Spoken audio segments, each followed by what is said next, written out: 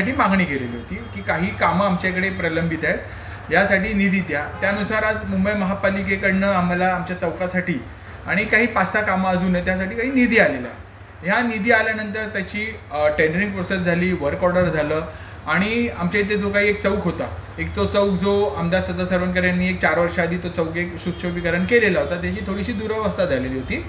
तो सुशोभीकरणासाठी एक निधी आला आणि त्याचं काम सुरू झालं महापालिकेच्या वतीने. आज हे 10 दिवस झाले हे काम सुरू आहे.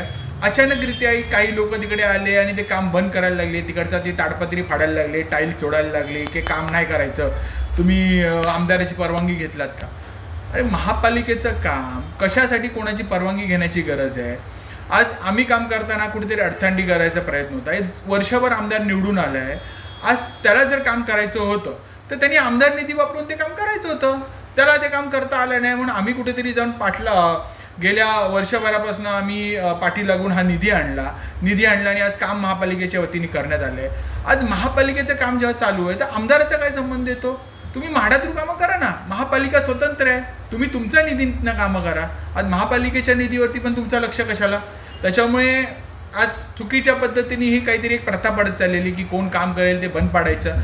उद्या जर तुम्हाला काही निधी आला, आज सरकार आमचं आहे, आज आमचं सरकार म्हणजे तो निधी आमचा नाही, तुझा जर निधी तुमच्यासाठी जर कुठला निधी आला तर तुम्ही त्याची ओपनिंग करता आणि तुम्ही काम चालू करता.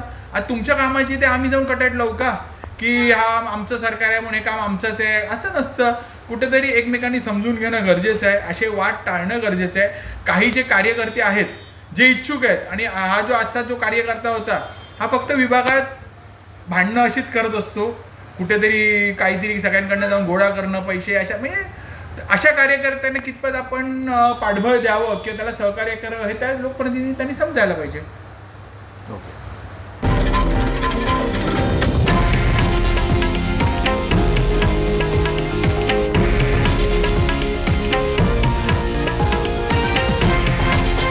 हे आहे देशातील नंबर 1 न्यूज नेटवर्क आणि आपण पाहत आहात TV9 मराठी, एकमेव.